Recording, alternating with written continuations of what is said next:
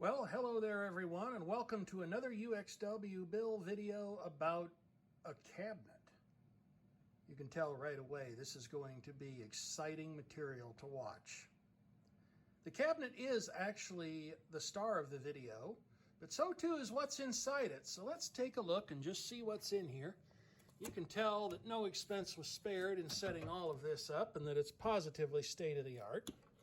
I do have intention to improve the way this is set up in future with things like a proper rack and whatnot, but for right now, this is the best kind of setup in the whole wide world because this is it came with the structure and is therefore paid for kind of setup that we have. So let's take a look at what's in here. Well, right away you can see there's plenty of wiring and a computer, a couple hard drive enclosures. We have a network switch, an uninterruptible power supply, a fan, and a variable regulated power supply as well. All of this stuff is part of a DVR, that is to say digital video recorder, or NVR, network video recorder setup out here in the heating and air conditioning workshop. Now, by and large, especially when nobody is around, this is unconditioned space, and it's also very poorly insulated, which means that the temperatures, especially during the summer, can get to be quite high out here. And it's really a best practice not to bake the absolute living daylights out of your computer equipment, as I'm sure many of you already know. And that has certainly been a problem here, which is why, as you've probably already noticed, this video's title is Much Ado About Some Fans. And it is going to be a very accurate title because we are going to go a long way down this rabbit hole, probably way more than we should. If that's the sort of thing that's going to bother you or you don't think you'd like to watch it, by all means, please just turn the video off now and spare me any complaining that you might have planned to do down in the comments. We're not going to get into this with any great detail, but for those who are wondering, this computer is running Windows and the Blue Iris security camera software. We have an i3-6100T series microprocessor in this computer, and we also have a total of 24 terabytes worth of storage. Isn't that really something? I'm old enough to remember when, 30 megabytes was plenty to get excited about, and 170? Oh, you'd never fill that up. Funny how times change. Now, heat, of course, has been a problem out here, and that's why I have this newer disk enclosure in here, because I actually ended up baking to death one of the Western Digital MyBook storage enclosures that was out here previously. The hard drive itself was fine. It was the bridge board that would overheat and ultimately stop working. Now, my plan, of course, was to put some fans in here, but how to do it without spending a fortune? That soon proved to be the difficult part because I wanted to use some large computer fans, not small ones. And unfortunately, getting those at a reasonable price has definitely proven to be a little bit interesting, but I did eventually find a good option that I happen to like. And of course, there's further proof that there is nothing like that getting things done spirit, and there's also nothing so permanent as a temporary fix. I took one of the fans that I found after doing the modifications here in the cabinet that needed to be done, and I went ahead and I just powered it up. It's running at a fixed speed from this variable regulated power supply and has been doing so for many months now, as I'm sure you can tell from all the dust that has built up both on the inside and on the outside of the fan assembly in the cabinet. Of course, getting this video done was something that I really was having trouble working up the enthusiasm to do, but I have to do it because now we're rapidly approaching the fall of the year. The weather's going to be turning colder, and it will be a lot harder to demonstrate some of the things that I want to show you in this video. Now, I could have simply left things this way, installed one fan down here. This is pulling air in, and another fan over here that I think I'm going to have pushing air out to try and encourage cross-flow ventilation. I also went ahead and with some degree of difficulty, as I'm sure you can tell, drilled some holes in this cabinet so that airflow could take place, which it probably could have anyway because these shelves do not actually come out to the end of the cabinet frame. And even with this door shut, I think there's still probably room sufficient to let air flow around the outer edges of these shelves from the bottom to the top. I don't know that, however, and I figured it certainly wouldn't hurt to give things a little boost. Plus, although this is truly remarkable for me, as I'm someone who thinks cable management is a thing that happens to other people, drilling these holes actually did make the cable management a little neater and a little easier, and also much easier when it came to actually shutting the cabinet doors. Now, of course, this is not really a how-to video. This is more of a jumping off point for your own ideas. Maybe it'll give you some ideas if you're planning a project like this of your own. For those of you who are curious what materials I used, provided they are all still available, I will include links down in the video description to the things that I bought and the places from which I bought them. They are not affiliated links of any kind. I make no money off of them.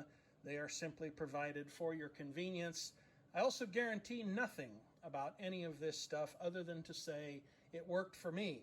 You, however, should carefully consider your own needs and desires to make sure that if you plan to buy anything like this stuff, that it's going to do what you expect it to do. These vent panel assemblies came from Amazon, and they actually have mesh screens behind them. I believe these are intended to be used for some sort of attic ventilation or something along those lines, though I really don't know that they're actually sturdy enough to hold up to that sort of use over time. The fans actually came from Newegg. They're the Corsair brand, and they just hit the sweet spots of fan size, quality, reputable nature of the brand, and ultimately the most important characteristic of all, the price.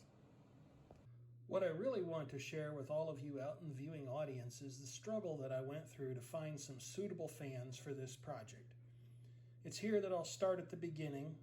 I went looking around to see if I could find large computer fans at a reasonable price, and I just wasn't coming up with anything between acceptable level of quality and the amount that I would have to pay.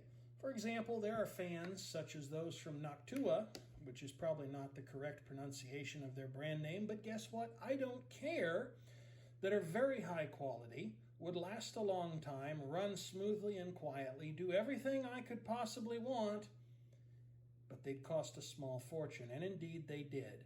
So then I turned my attention to eBay, and I wasn't really finding anything there until I came across a listing where a seller claimed that they had 8 fans that were 200 millimeters in size, and for those of you who measure things in inches, that's right around 8 inches. That sounded absolutely perfect to me. Granted, I didn't really want to pay $60 for them, but I was going to get 8 fans out of the deal, and while I really only needed 2, I was sure that I would find something useful to do with the remaining 6 fans at some point in the future. You just never know when you might need a large computer fan for some random project or another. Of course, the fact that I actually might have had them would ensure that such a project would never actually end up taking place. But I'm sure that if you're looking at these fans right now, and maybe you've even punched in the model number into your favorite web search engine, you've probably noticed the fly in the ointment. These are not nearly 8 inches in size. They are unfortunately closer to 3 inches or 80 millimeters in size. And that absolutely was not what I wanted. I also noticed when I plugged these in and powered them up that they took off like a rocket, with about the same noise level that you'd associate with a rocket launch. That also was absolutely not going to do. So I contacted the seller and said, hey, these are not what the listing said they were. What are my options? I'd be happy to return them. And of course, you never really know how something like that's going to go. But in this case, it actually went very well. The seller did make something of a cryptic comment about that's why they never should have moved out of Canada. But they did, however, refund my entire purchase and shipping cost immediately. And they let me keep the fans. So even though these aren't really tremendously suitable for any project that I can think of off the top of my head, well, at least I have 8 perfectly good computer fans that I can use for some other project or another. So I set these aside and resumed my search, and that's when I came across this particular fan from the Corsair brand. Now, Corsair, of course, is, I think, much more well known as a manufacturer of things like computer memory modules and power supplies and things like that. Actually, they're probably more of a relabeler, but they've been around a long time, and I remember that the 2-pack of these fans that I purchased, I think they cost me somewhere around, $25 to $30 delivered, which was definitely getting into the high end of what I wanted to spend on this project, but I figured these would be quite reputable and reliable fans over the long term, so they were ultimately what I bought. Again, if you happen to be interested in these, I will link to them down in the video description. These fans, of course, do have a fairly short wiring harness connector on them. I'll show you how I solved that problem in just a moment. You've probably also noticed that these fans have a 4-pin connection on them, which is because these fans can have their speed controlled by sending them a pulse width modulated signal as opposed to simply varying the voltage. With these, you're expected to supply a fixed voltage to the fan, and then if you want to control the speed, you can simply send a pulse width modulated voltage to the fan, and its electronics will do everything else that is needed to throttle the fan up or down based on whatever sort of input it is receiving on that PWM line. I was not initially planning to use that feature, and with most of these fans, if you simply power them up without that signal present, they will just run at full speed.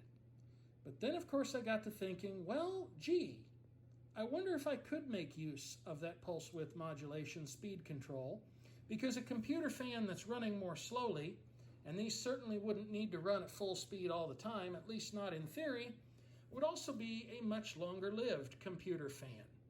And that leads to the next step of this project, coming up with some sort of an approach with which to control the fans and their speed. And here's what I ultimately came up with. This is made largely out of stuff that I already had, as well as scrap and reutilized parts. We'll start up here with the thermostat. This is a thoroughly boring Honeywell thermostat, single stage heat and cool. Supposedly there's a heat pump capable variant of it. That's not this one, and for this application it absolutely does not matter.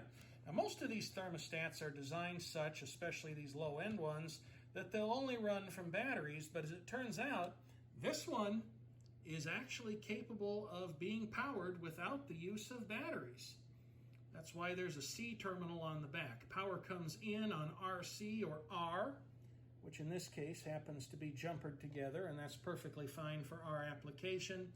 And then power, of course, returns on the C line. Now, this is designed for a 24-volt AC input, as you'd find on most heating and cooling systems in residential applications. But as it turns out, not only is there a full-wave diode rectifier package in here, there's also a DC to DC buck converter, which means this thing should run on a wide range of input voltages. That's something I actually tested and I found to be the case. I have no idea where the maximum is. I would guess you probably don't want to go too much above 27 or 28 volts AC or thereabouts, but the bottom end of the scale seems to be right around 9 volts DC, of which more in just a moment. The next thing, of course, that I got to wondering about is, does anyone actually manufacture a standalone board that can be used to send that pulse width modulated speed control signal to a suitably capable fan? And the answer, of course, is yes. Many, many people do. You will find all manner of these boards at places like eBay, probably AliExpress, maybe even Temu or Shine, if you really don't care about any quality control whatsoever. These can also be had, as these were, from friendly sellers on Amazon. And again, not for a whole lot of money. I actually bought 2 different kinds of boards. One of them is just a simple straight-up speed controller, just has a couple of trim pot controls on it that allow you to set the speed that you want the fan to run at. You apply a DC voltage on the input, and that's simply the end of it.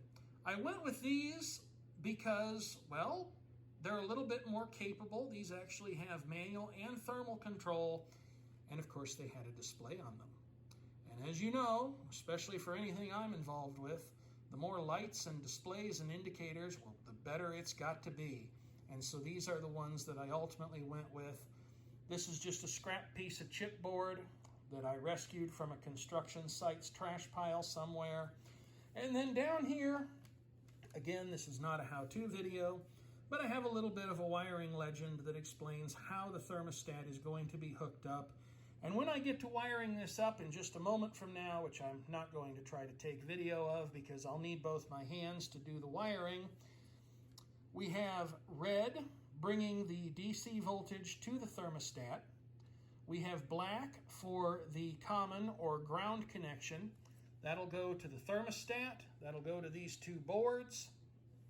And then we have the outputs from the thermostat. Now, I only had 3 colors of wire to work with here out of a Radio Shack variety pack that I bought way back when they closed and only finally found a use for a couple months ago when I actually built this thing. How's that for getting stuff done? Of course, what I really needed were 4 different wire colors, but I simply didn't have that option at my disposal.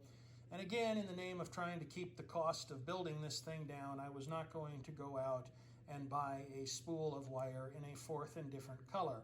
So what I did, to make things a little bit easier, I simply took a permanent marker and I added a black tracer stripe to this wire. Now, you may think that putting this many different levels of control in line with those fans is a silly thing to do, and you may be absolutely right. But I certainly have more than a little familiarity with doing silly things, and of course it is my prerogative to do silly things. So if you think this is a silly thing, you're probably right, but you really don't need to tell me about it because, again, it's what I wanted to do, and believe me, that's what matters. If it's not what you want to do, well, here again, I would question why you're actually watching this video. The way that I'm going to have this set up to work ultimately, these will provide thermal control of the fans, and I got at least one of these boards pretty well dialed in to where I think I want it. These also have external temperature sensors that I will place near the heat-making components. Since there are 2 outputs from this thermostat, one of them comes off of the cooling connection and will cycle based on the temperature. The other one comes from the fan line, and the way I can set that up to operate, if this was connected to a heating and air conditioning system, I could tell the system to run the fan constantly. I can do the same thing here as well. If I turn the fan option on constant, then the thermostat will connect incoming power to the, let's make sure we get this color coding right here. This should be the correct wire. But the thermostat will then pass power to this green wire, which will in turn energize one of these control boards. And I believe that I will have one of these powered at all times so that one of the fans is just kind of quietly idling along, doing its thing. And if things start to get hotter, the board that's powered all the time, its logic will start to ramp up the fan speed. And then if the fan speed increasing cannot keep the cabinet as cool as I think it needs to be kept, then the thermostat will go ahead and trigger. It will turn on the cooling output, which will energize the second one of these boards. And this in turn will provide speed control for the fan that it happens to power. I think the fan that I'm going to leave on the whole time that this thing has power will probably be the fan that is pulling air into the cabinet at the bottom. But we'll see. I've been known to change my mind before, and that may very well end up happening here. Now, of course, that's the control system taken care of. I actually do have a plug-in wall wart power supply that I'm going to cut the end off of. It ended up being a 9-volt model. I know that's kind of on the ragged edge of where this thermostat will stop operating, but I certainly hope that it will prove acceptable. It was cheap enough that even if it doesn't work out and isn't reliable, that I can simply go ahead and just get another 12-volt power supply, which I actually have one in my junk box because what sort of person who does these kind of things doesn't have stuff like that in their junk box? The other problem that we ran into is that these wiring connectors on these Corsair fans are very, very short. There's no way that's going to get to where it needs to go, where this control board is ultimately mounted. So again, I turned to the magic of the internet, and I found someone selling a 3-pack of extension cables for not a whole lot of money on Amazon. And these will be just the ticket, because all we have to do is just plug these in. I'm amazed I was able to do that. And then, hopefully, things will be long enough to get where they need to be. But in the event that they aren't, a person can always plug these together, which is why I went ahead and went with the 3-pack on that. So now the time has come to wire this up. And we'll be back in a moment when I've got that done. That's just going to involve some simple wiring connectors. I'll go over that in a little more detail when I return, thanks to the magic of video editing. And then we'll get this thing installed in the cabinet, and I'll also put this other fan in place out in the cabinet as well. And then finally, I will show you how it all works. Here's everything wired up and ready to go. Before we have a demonstration though, I want to take just a couple moments of your time and touch on the subject of safety. First and foremost, if you're planning on doing something like this, make sure you have a good understanding of how to work with electricity safely, even at relatively low voltages such as these. Secondly, make sure that when you choose a power supply for this particular application or any similar kind of project, that it comes from a reputable manufacturer that actually has quality control and safety in mind. Out of the many places that you can buy low voltage power supplies such as these, there is an awful lot of dangerous garbage on the market today. So be very, very careful to make sure that the power supply you select is actually safe and reliable, and that it comes from a reputable brand. And be wary of certification marks on supplies. While these are almost certainly legitimate because this does come from a reputable manufacturer, there are many fakes out there that have no qualms whatsoever about printing these certification marks on their product, even though it has not been tested and is not safe.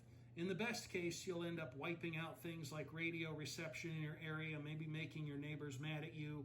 In the worst case, you could be killed by a subpar power supply. So make sure that you choose one, again, from a reputable manufacturer. Now it's plugged in. I'll go ahead and turn it on. It'll take a moment for everything to start up here. But there's the thermostat up and running. Now right now the thermostat is completely off, and so it's not calling for anything, and thus has not energized either one of these two boards nor either of the fans that happen to be attached to them. There are actually two switching paths through this thermostat, as previously mentioned. The first one is controlled by the terminals representing the fan control, and this of course can be controlled separately and in one of two ways. This can go on at the same time a call for cooling comes in, or I can tell it that I want to have the fan running constantly. If I specify that the fan runs constantly, it will unconditionally supply power to one of the two boards, which boots up and then displays the temperature and is now powering the larger of the two fans. I can also turn that back to auto, which will cut off power to the board. If I turn the cooling mode of operation on, the thermostat will complete the circuit between the cooling contacts and the fan contacts, which is how it would work in a real heating and air conditioning system. So we'll turn that on. The temperature is set below the room temperature. And now both controllers have come on, and both of the attached fans are starting. It turns out I didn't have these programmed as well as I thought, so I've made a few adjustments. There will undoubtedly be some fine-tuning that goes on a little bit later as after this thing has been set up. But for right now, what I want to show you is how these boards will in fact change the operating speeds of the fans as the temperature warms up or cools down. We'll start by warming things up, and we'll actually use the smaller of the two fans here because it's much more obvious what's going on, as you will soon see, because this little fan is quite loud, and the reason that it has a hammer sitting on top of it has to do with the fact that it will take off like an absolute rocket and think nothing of shooting itself across the table as far as its power cabling will let it. So when I touch this, it starts to warm things up.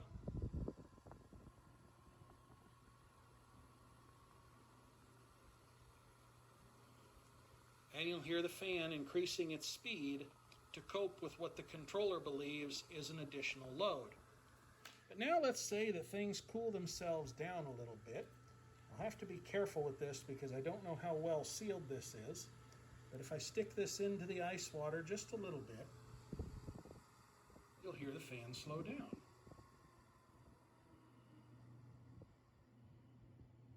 It may even come to a stop depending on how I've got the controller programmed.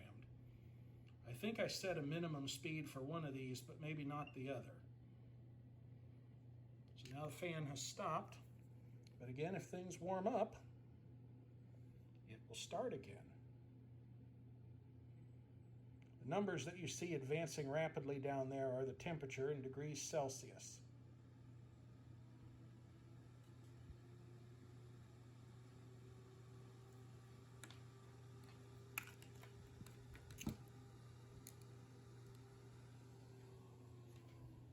Now we'll do that with the larger fan just so you can see it in action.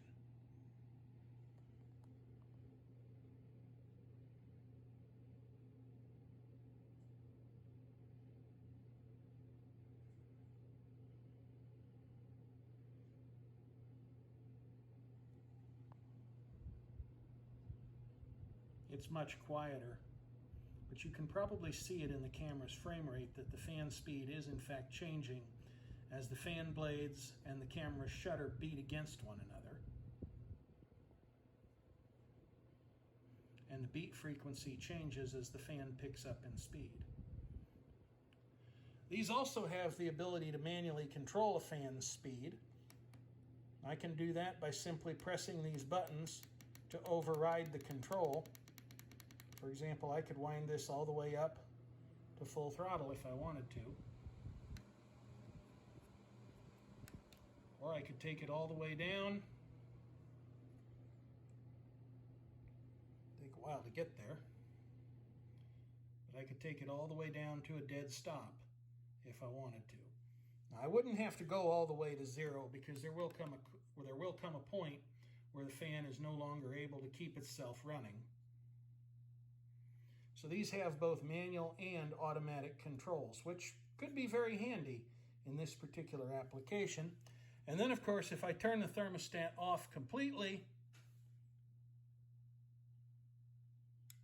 it cuts power to both controllers and their attached fans. So the thermostat will be the primary governing factor as to whether or not the fans run. Although, again, this one I plan to have set to run constantly and just kind of idle the fan along to keep the cabinet at a decent overall temperature. But when things get hot enough, not only will this speed up, but this will also come on and cue up the second fan. Now it's time to go ahead and install it. You know what? I've actually decided to scrap this whole plan and go a completely different route here. I'm going to use a different fan, a very quiet, unobtrusive model that nobody should even hear running. I like this better already. There's the control board mounted in place. I'm not quite as happy with that as I thought I would be. Somehow I envisioned it coming together a little bit differently than it has. So that's definitely open to future revision should the need arise. There's one of the temperature sensors screwed into the back of the cabinet and mounted just above the computer. And then the other temperature sensor, which goes to the fan that'll be running constantly. That one's sitting on top of the convection-cooled MyBook hard drive. I know that's going to skew the readings toward things being hotter than they actually are, but I'm okay with that because neither one of these fans is tremendously loud, and some degree of noise out here really isn't a problem anyway. There's the second fan mounted, but not wired up just yet. And we'll come over here and look at it from the outside with the plastic grill removed.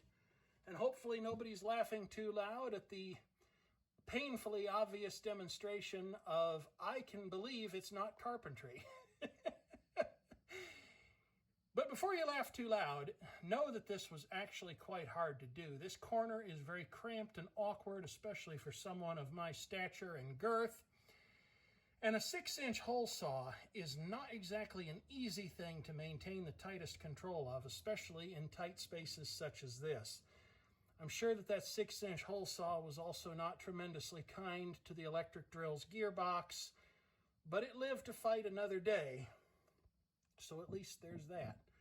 Well, let's go ahead and just turn the power on here after I get the other fan hooked up. Actually, I got to hook up both fans Then I'll turn the power on and we'll see what happens. Power up.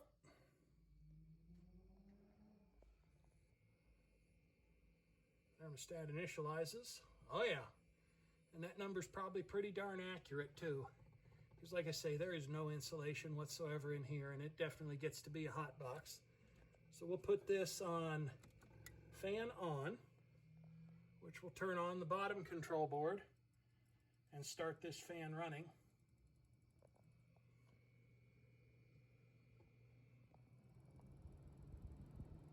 And it's throttling up. Now let's go ahead and start up the second fan. I would imagine a good set point for this, one that it might actually eventually satisfy. Might be 75 on a cool night, and once the heat has gradually dissipated from this structure. There's our other fan coming up to speed. Both of our control boards are running. The one on the bottom, again, it reads hotter because its temperature sensor, well, it was. It's not now. There it is. Now it's sitting on top of the hard drive's enclosure again. So we'll shut this cabinet and just go over here, and it really doesn't look too bad, and it's moving a decent amount of air. So I think we're probably ready to put this little decorative grill, somewhat protective grill, back on, and we'll go from there. There's the whole setup, top to bottom. I haven't turned the computer back on yet, but everything else is up and running right now. Now, it's entirely possible that I have substantially cut off my airflow from the lower fan to the upper shelf by placing that storage enclosure over here, but I really didn't have any other option, and if it does turn out to be a problem, I can always drill another hole in this. I'm not sure it's going to be that much trouble, considering that we now have this fan up here helping out. We have this gap between the edge of the shelves and the front that even with the cabinet door shut, I think there's still some airflow can get through there. And the other thing that would factor into this as well, this enclosure actually has a fan built into it. So I think everything will probably stay acceptably cool. Now, for those in the audience who happen to be wondering, back when I had just the single fan down here, how did I prove that it was effective? Well, of course, it wasn't perfect given the drafty nature of this cabinet. These doors don't quite shut the way that they're supposed to. But up here at this open grill, before there was a fan behind it, when that fan down there in the bottom was running, I could feel warm air coming out of here at a greater rate than it did when the fan was completely shut off. So I believe that it was placing this cabinet under substantial enough positive pressure that cross-flow ventilation was working. Is this perfect? No, it most certainly isn't. Would a proper rack be better? Of course it would, but that's not in the budget right now. Maybe at some point in the future. I certainly hope that might happen somewhere down along the road, because it would be nice to clean all of this up, get a nice patch panel in here, throw everything in a proper rack mount and really make it look presentable. Maybe even get a proper rack mount UPS instead of this old but most definitely trusty thing that's in here now. Let's go ahead and turn the computer on, get the DVR started up doing its thing again. Go ahead and shut these. Watch the video description for late-breaking updates on the efficacy of this project, as well as anything else that I happen to learn after this video's gone through production and been presented for your viewing consideration. And as always, if you happen to have a constructive comment, I would certainly be interested in hearing your views.